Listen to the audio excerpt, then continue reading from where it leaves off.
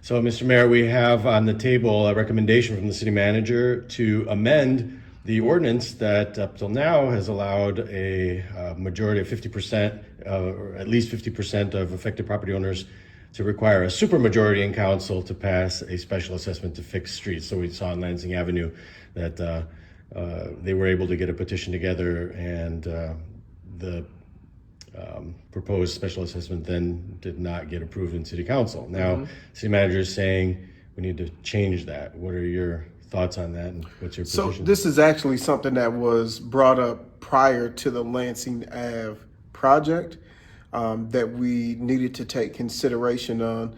So it wasn't new. It just proved, the Lansing Ave project proved exactly what we had already been discussing with the city manager and his concern with that ordinance, which is when and I want to be clear, it does not change a citizen's right to petition and get to that 50%. And it does not apply to all roads. It only applies to the major roads. So on major roads, such as Lansing Ave, where we have upwards of over 10,000 cars traveling through that corridor a day, it affects and impacts more than just the citizens or owners of property within that corridor. Therefore, what we're doing is not actually changing the opportunity petition. It just changes that it takes a supermajority for that to pass, because sometimes it's a sticky situation for council members to have to vote on a project one way or another, depending on how it's going to impact their constituents. And they may want to vote no, even if they want to see the project move forward. But then if it takes a supermajority to move a project forward on a major road that impacts more than just the citizens who live on that area, then what do we do in that situation? And that's basically what this does. Gives the opportunity for citizens to still petition if they don't want to see the project happen, but still allows council to pass it with just a simple majority rather than a supermajority. Local roads, that ordinance will still stay exactly how it is. Doesn't that take some of the pressure off of making a decision? That, of course, you can't always have all things. But, no, I think every decision. If your ward, I think every decision, there is a tremendous amount of pressure that comes with it. Every single decision that gets made, because every single decision that we make is an important decision. I don't think I've seen any fluff come through City Hall in my time and experience in being here. And every single decision has repercussions and after effects that we have to consider and weigh.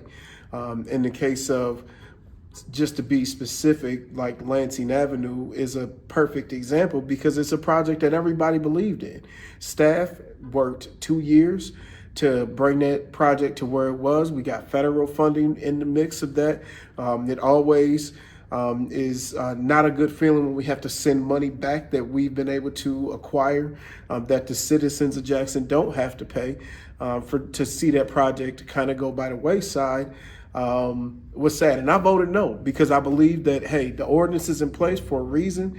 If it had been different and not required a supermajority, we don't know how that would have turned out. What do you say to those who would say that projects like the Lansing Avenue, where a major artery needs to be renovated, but the burden falls on a dozen or so businesses that just happen to have frontage on that's not very equitable? So I'm not sure what I would say in the future. I think we have to take each situation case by case, evaluate the impact that particular project is going to have, and then we have to vote the way that we feel is best as individuals. Like, nobody should impact that other than the way you feel like it's going to impact your constituents. My vote is different. I have to think about how it's going to impact the entire community, the entire city. I have to take into consideration. As a council person, they have to take into consideration the constituents that they represent. How is this going to impact my constituents is what they're voting for. And I think that each individual project has to be considered individually. And there's not really a way to look into the future on what comments I would make to individuals who are looking at a proposed assessment. What I would hope is that they understand that the City of Jackson Council mayor is making decisions that they believe is best for the future and for the citizens of this community. So is it fair to say that you want it to not be so easy for a minority on the council to block a major artery from being renovated? No, what I would say is that I am looking forward to how the rest of council feels about this, because I think that what it does is it opens up the opportunity for us to have further discussion about future projects, how they get funded, and what gives opportunity for a project to stop or continue.